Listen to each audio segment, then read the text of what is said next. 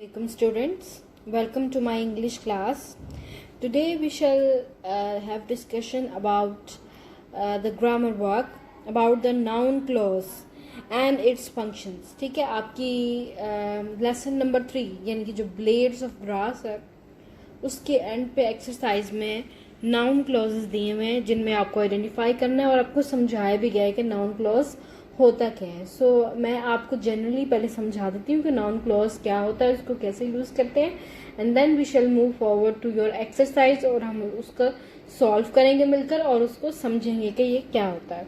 ठीक है, तो let's start our noun clause. Students, तो सबसे पहले हम नाउन क्लॉज की डेफिनेशन और उसके अंडरस्टैंडिंग को देखेंगे कि ये क्या होता है. आपने इसकी डेफिनेशन याद तो नहीं करनी, लेकिन समझें इसको, try to understand and copy my instructions. चलें. A noun clause refers to a clause that serves the same purpose as a noun and is usually dependent. ठीक है, dependent क्या होता है? जो इन्हसार करे दूसरे पे. Just like nouns do, a noun clause names people, things, places and ideas. ठीक है, noun clause एक noun की तरह ही होता है, लेकिन चूंकि ये एक clause है, clause के जनरली कहते हैं पार्ट को. ठीक है, noun mean a name of person, place और thing, और क्लॉज मतलब पार्ट. तो ऐसा पार्ट जिसके अंदर नाउन आता हो उसको कहते हैं नाउन क्लॉज. और ये डिपेंडेंट क्लॉज होता है, डिपेंडेंट पार्ट होता है, क्योंकि इसका खुद से कोई मीनिंग नहीं होता, बल्कि ये दूसरे सेंटेंसेस के साथ मिलकर तो फिर आपको मीनिंग देगा. अब इसकी एग्जांपल्स हम आगे स्टडी करेंगे. बहरहाल आप इतनी बातें जरा समझ लें. Noun clauses typically have a verb and a subject. ठीक है, नाउन पार्ट जो होता है, नाउन क्लॉज होता है, उसमें एक वर्ब होता है और एक सब्जेक्ट होता है. ठीक है, but they can not express a complete thought in a sentence. लेकिन नाउन क्लॉज में एक कंप्लीट सोच, एक पूरी सोच एक्सप्रेस नहीं हो सकती, क्योंकि ये दूसरे पे डिपेंड करता है, एक इनकम्प्लीट पार्ट होता है. Hence they are known as dependent clauses. और इसीलिए हम इसे कहते हैं कि ये डिपेंडेंट पार्ट्स हैं, ये डिपेंडेंट क्लॉजेज हैं. Since noun clauses cannot form complete sentences, they are usually used together with an independent clause. ठीक है, अब आपको ये समझने की जरूरत है कि what is a dependent clause and what is an independent clause. Dependent clause of the sentence वो होता है कि जो खुद कोई मानी ना दे, ठीक है, बल्कि अपने मानी के लिए दूसरे किसी पार्ट पर इन्हसार करता हो. और इंडिपेंडेंट क्लॉज वो होता है जो कि अगर एक हम लिख देंगे, सेंटेंस लिख देंगे, तो वो पूरा एक थॉट देगा, एक मीनिंग देगा और उसको दूसरे किसी सेंटेंस की जरूरत नहीं है. तो ये जो इन्हसार नहीं करता दूसरे पे वो इंडिपेंडेंट क्लॉज है, और जो दूसरे पे इन्हसार करता है उसे कहते हैं डिपेंडेंट क्लॉज. आए हम इन दोनों की थोड़ी थोड़ी सी एग्जांपल देख लें, फिर हम इसको और डिस्कस करेंगे. ये देखें बच्चों, headings independent clause and dependent clause. अब आप फर्स्ट लाइन देखें, on the right side and the left side, दोनों तरफ. एक सेंटेंस मैं रीड आउट करती हूँ. Asif plays hockey as he enjoys it. ये एक पूरा सेंटेंस है. ठीक है, आसिफ हॉकी खेलता है क्योंकि वो उसे एंजॉय करता है. एज का मीन यहाँ क्योंकि होगा. ठीक है, ये एक पूरा सेंटेंस है. अगर हम आसिफ प्लेज हॉकी, सिर्फ आसिफ प्लेज हॉकी लिख देते हैं कि आसिफ हॉकी खेलता है, सो it is a complete sentence. ठीक है, इसे बाकी के सेंटेंस की जरूरत नहीं है मीनिंग देने के लिए ना. हमें पता चल गया कि आसिफ हॉकी खेलता है, क्यों, किस तरह, इसलिए वो अगली बात है. ठीक है, तो ये हमें दूसरा सेंटेंस यूज करने के लिए जरूरत नहीं है इसको मीनिंग देने के लिए. सो it is an independent clause of the sentence, यानी कि इंडिपेंडेंट पार्ट है, ये इंडिपेंडेंट मीनिंग दे रहा है. ऑन द अदर हैंड, अगर आप राइट साइड पे आए तो एज ही एंजॉयज इट, अभी हमने पढ़ा है कि क्योंकि वो उसे एंजॉय करता है. अगर हम सिर्फ ये लिखते हैं क्योंकि वो उसे एंजॉय करता है, ठीक है, तो हमें ये नहीं पता कि इसकी पहला पार्ट क्या था, इसका मीनिंग क्या बनता है. हम इससे पूरा मीनिंग अखज़ नहीं कर सकते. We can not derive full meaning from it. It doesn't give the full meaning of a sentence. So it is a dependent clause, यानी कि ये अपने मीनिंग के लिए पहले वाले पार्ट पर इन्हसार करता है, डिपेंड करता है कि अगर वो सेंटेंस हम लिखेंगे आसिफ वाला तो फिर उसके एंजॉयमेंट वाला सेंटेंस आएगा, अदरवाइज ये अकेला अपना मीनिंग नहीं दे सकता। सो ये दूसरे पे डिपेंडेंट है, इसीलिए इसको डिपेंडेंट क्लॉज या डिपेंडेंट पार्ट कहते हैं। ठीक है, अब आपको थोड़ा सा क्लियर हो जाना चाहिए दोनों में फर्क। सेकेंड एग्जाम्पल भी हम एक पढ़ लेते हैं। Shazia could not catch the bus because she was late. ठीक है, शाजिया बस नहीं पकड़ सकी क्योंकि वो लेट थी। ये सारा सेंटेंस है। अब अगर हम सिर्फ करें शाजिया बस नहीं पकड़ सकी तो it is a complete sentence. भाई बात कंप्लीट हो गई है ना कि शाजिया बस नहीं पकड़ सकी, क्यों का कैसे वो अगली बात है। लेकिन अगर हम सिर्फ ये लिख देते हैं क्योंकि वो बस नहीं पकड़ सकी, सिर्फ ये शाजिया की बात मेंशन नहीं करते, तो तब क्या होगा कि इसका पूरा मीनिंग हमें समझ में नहीं आ रहा कि भाई क्योंकि वो लेट हो गई थी, ये किस चीज की बात कर रहे हैं, क्यों बात कर रहे हैं। ठीक है, तो ये कंप्लीट सेंटेंस नहीं है। It doesn't give a complete sentence meaning. ठीक है, तो ये हो गया डिपेंडेंट क्लॉज। इंडिपेंडेंट क्लॉज क्या था? Shadiya could not catch the bus. Independent है, मीनिंग उसका पूरा आ रहा है। ठीक है, लेकिन बिकॉज शी वॉज लेट इसका मीनिंग पूरा नहीं आ रहा। अगर हम पहले वाला सेंटेंस लिखेंगे तो फिर ये वाला सेंटेंस मीनिंग देगा। अगर हम पहले वाला सेंटेंस शाजिया वाला नहीं लिखेंगे तो ये मीनिंग नहीं देगा। सो it is a dependent clause या डिपेंडेंट पार्ट। उम्मीद है कि आपको इन दो एग्जाम्पल से समझ आ गई होगी। ये जो नेक्स्ट एग्जाम्पल दिए हुए हैं इनको भी आप पढ़ सकते हैं, पढ़ लें कि differentiate between independent and dependent clause. ठीक है, come back to the noun clauses. ठीक है, अब आपको पता चल गया है कि इंडिपेंडेंट और डिपेंडेंट क्लॉजेस क्या होते हैं। सो मैंने जो इसमें जिक्र किया कि नाउन क्लॉज डिपेंडेंट क्लॉज है, यानी कि ये एक ऐसा पार्ट ऑफ द सेंटेंस होता है, ठीक है, जिसके अंदर आपको कंप्लीट मीनिंग नहीं मिलेगा। अगर आप पहले वाला पार्ट लिखेंगे सेंटेंस का तो फिर वो कंप्लीट मीनिंग देगा, अदरवाइज वो नहीं देगा। इसके अंदर नाउन होता है और वर्ब होता है। ठीक है, दो चीजें इसके अंदर प्रोमिनेंट होती हैं। ये देखें बच्चों, दे आर, लास्ट लाइन पढ़ें, they are usually use together with an independent clause. ठीक है, एक इंडिपेंडेंट क्लॉज हमें लिखना पड़ता है।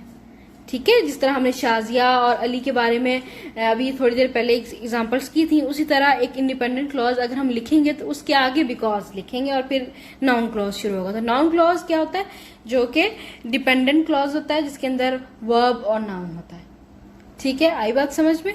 सो अब इसके हम एग्जाम्पल्स थोड़े से डिस्कस कर लेते हैं, फिर हम एक्सरसाइज की तरफ जाएंगे। ठीक है, देखिए किस तरह से इन्होंने एग्जाम्पल्स दी हुई है। एक सेंटेंस है यहाँ पर, what ever you wish is my command. ठीक है, अब वट एवर यू विश, तुम जो भी ख्वाहिश करो। ठीक है, अब वो कौन है, किसके बारे में बात हो रही है? इट इज डिपेंडेंट, और इसके अंदर यू सब्जेक्ट है। ठीक है, और विश वर्ब है। ठीक है, तो इसके अंदर सब्जेक्ट और वर्ब दोनों आ गए हैं। सो it is a noun clause. ये देखें बच्चों, ठीक है, ये डिपेंडेंट भी है कमांड, इज माई कमांड पे। ठीक है, और ये जो है इसमें सब्जेक्ट भी है और वर्ब भी है, जैसा कि हमने इसकी डेफिनेशन में पढ़ा था। So it is a noun clause. ये देखें, ठीक है, आगे आ जाता है example 2। I know where the treasure is.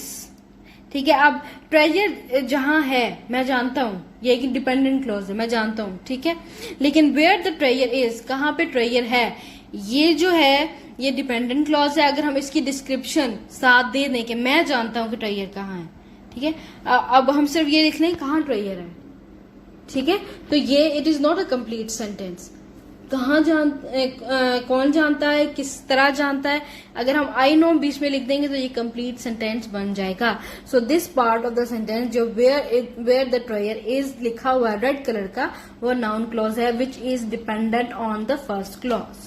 ठीक है, क्लॉज मीन पार्ट। अब इसमें भी देखें, द ट्रेयर जो सब्जेक्ट है, ठीक है, और इज यहाँ पर वर्ब है, हेल्पिंग वर्ब। आपको मैंने बताया था कि हेल्पिंग वर्ब जो ऑक्सिलरी वर्ब्स होते हैं वो इज, आर, एम, ठीक है, इस तरह की चीजें होती हैं। तो ये क्लियर, ये अब आप दोनों ने, अब आपने इनकी दोनों एग्जांपल्स नोट डाउन कर लेनी है और समझ लेनी है कि इस तरह का होता है। लेते हैं नाउन क्लॉज की। A dependent clause that functions as a noun.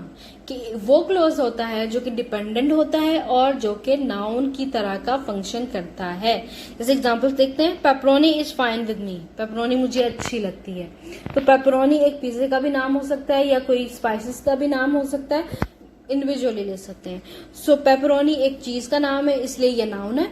और पेपरोनी के बारे में बात हो रही है, आपको पता है कि जिसके बारे में बात हो रही होती है, जिस पे काम हो रहा होता है, वो सब्जेक्ट है। तो it is also a subject and a noun. ठीक है, तो ये नाउन क्लॉज हो गया। What ever you want is fine with me, जो भी तुम चाहते हो मुझे वो ठीक लग रहा है।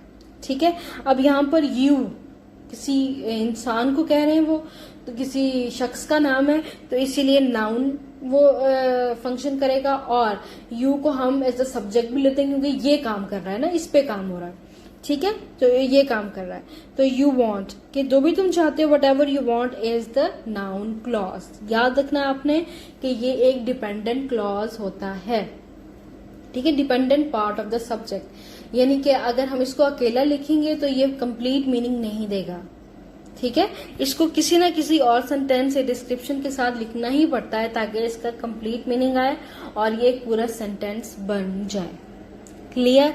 सो these are some of the examples of noun clauses. अब हम अपनी एक्सरसाइज की तरफ चलते हैं कि वहां क्या उन्होंने दिया हुआ और वहां कैसे अंडरस्टैंड कर लें। आपकी बुक में lesson number 3 unit number 1 the blades of grass के एंड पे लैंग्वेज स्टडी ग्रामर में नाउन क्लॉजेस दिए हुए हैं, वो आप ओपन अप कर लें, उसको रीड आउट करें और मैं भी आपको इसको इंस्ट्रक्ट करती हूँ। Examine the group of words in italics in the following sentences. I expect to get a prize. Expect word, ठीक है। अब एक छोटी सी ये एग्जाम्पल है, ये जो आपको दी हुई है ना, ये देखें 1, इसके अंदर आई एक्सपेक्ट यानी कि मैं उम्मीद करती हूँ, इट्स पूरा इट्स फुल सेंटेंस। ठीक है, तो आप अगर ना भी बताएंगे क्या उम्मीद करिए और ये वो, तो ये मैटर नहीं करता। टू गेट अ प्राइज, एक प्राइज विन करने के लिए। ठीक है, सो अगर आप सिर्फ ये लिख देंगे to get a prize, this is not a sentence. कि प्राइज हासिल करने के लिए, क्या, किस लिए, क्यों ये आपने लिखा है, ये किसी को नहीं पता। तो अगर आप आई एक्सपेक्ट भी साथ डाल देंगे तो ये सेंटेंस पूरा हो जाएगा।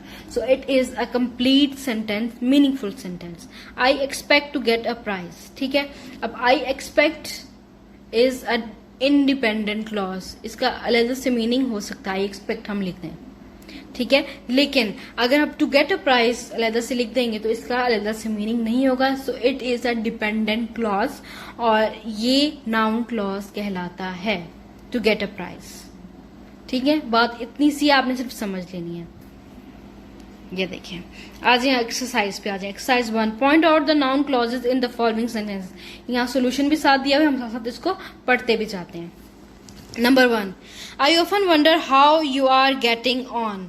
मैं हमेशा सोचता हूँ, ख्याल करता हूँ कि तुम कैसे हो, गेटिंग ऑन कैसे हो, तुम्हारा हाल क्या है। सो आई ऑफन वंडर, यहां तक डिपेंडेंट क्लॉज है कि मैं हमेशा हैरान होता हूँ। ठीक है, ये पूरा सेंटेंस है, पूरा मीनिंग दे रहा है। बार बार मैं आपको इसलिए रिपीट कर रही हूँ दैट यू मे अंडरस्टैंड, आप मेरी बात को सुने और इसको फॉलो करें।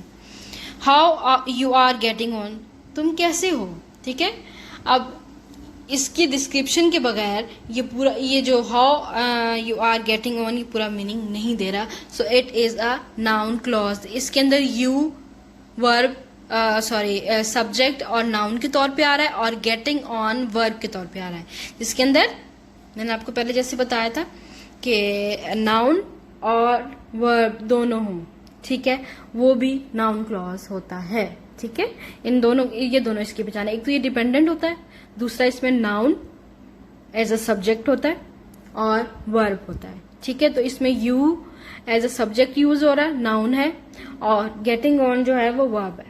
ठीक है, तो आप इसका आंसर यानी कि नाउन क्लॉज इसके अंदर आ जाता है, how you are getting on. Second पे आ जाए, I fear that I shall fail. ठीक है, मुझे डर है कि मैं फेल हो जाऊंगी। So that I shall fail is noun clause. इसके अंदर कहाँ, इस ये भी इंडिपेंडेंट क्लॉज है, मतलब पहले वाले पे यानी कि आई फियर पे डिपेंड करता है कि अगर हम आई फियर लिखेंगे तो तभी इसका कंप्लीट मीनिंग आएगा दैट आई शैल फेल का, otherwise that I shall fail complete meaning नहीं दे रहा। और इसके अंदर आई क्या है, सब्जेक्ट है और वो नाउन का काम दे रहा है। किसी है नहीं किसी चीज जगह का नाम या किसी शख्स का नाम, तो किसी शख्स का नाम आई है तो ये नाउन सब्जेक्ट के तौर पे यूज हो रहा है। और फेल, ठीक है, फेल क्या है, वर्ब है। चलो आगे number 3, he replied that he would come. ठीक है, अब you know the answer that he would come, ये है नाउन क्लॉज। ठीक है, नाउन पार्ट जिसके अंदर फिर से बता रही हूं, नाउन को एज अ सब्जेक्ट यूज करते हैं, ठीक है, और वर्ब इसके अंदर होता है, और ये दूसरे वाले सेंटेंस के पार्ट पे डिपेंडेंट होता है, इसका अकेला अपना खुद का मीनिंग नहीं होता। Number 4 is do you deny that you stole the watch, that you stole the watch. ठीक है, ये है नाउन क्लॉज। अगर आपको फिर भी कोई बात समझ में नहीं आ रही हो तो पूछ लें। सो आगे इसी तरह इसको सॉल्व किया हुआ थी 5, 6, 7, 8, 9, 10। इसको रीड आउट करें, अगर आपको फिर भी समझ नहीं आ रहा तो पूछ लें। जो भी इन्होंने आंसर्स दिए हुए हैं वो डिपेंडेंट क्लॉजेस हैं, ठीक है, डिपेंडेंट पार्ट है, उनको खुद का कोई मीनिंग नहीं बन रहा, आप खुद पढ़ लें इसे। और सेकेंडली उन सब में एक नाउन को एज अ सब्जेक्ट यूज किया हुआ है, ठीक है, और एक वर्ब है, जिस तरह मैंने आपको पहले एग्जांपल्स दिए हैं। नंबर 5, नंबर 6, नंबर 7 ये देखें, number 8, number 9, 10, 11, 12, 13th, 14th, 15th ये देखें, 16th ये देखें, 17th का हम पढ़ते हैं, ये देखें, it grieved me to hear that she was ill. मुझे बहुत अफसोस हुआ कि वो ये सुनकर कि वो बीमार थी। ठीक है, अब दैट शी वॉज इल अगर हम सिर्फ लिख देंगे तो this is not at all the complete sentence, और ये डिपेंडेंट है पहले वाले पार्ट पे। ठीक है, इट ग्रीव्ड मी में, ठीक है, और इसके अंदर शी जो है इज अ नाउन जो कि सब्जेक्ट के तौर पे यूज हो रहा है इस क्लॉज में, और इल जो है वो वर्ब है। ठीक है, सब में ही ऐसा होगा। ये देखें बच्चों, ये देखें, ये देखें, ठीक है, 25 सेंटेंसेस हैं, और 25 के 25 आप सॉल्व कर लें, और जो मैंने इंस्ट्रक्शंस दिए उनको फॉलो करें। I do know what he will do, what he will do is noun clause. अब आई होप कि आपको नाउन क्लॉज समझ आ गया होगा। अगर कोई फिर भी प्रॉब्लम है तो मुझसे पूछ सकते हैं और उसको रिवाइज कर सकते हैं। टिल देन आप इसको सारा कंप्लीट नोट डाउन करें और इसको समझें and keep that in your minds. ठीक है, ओके।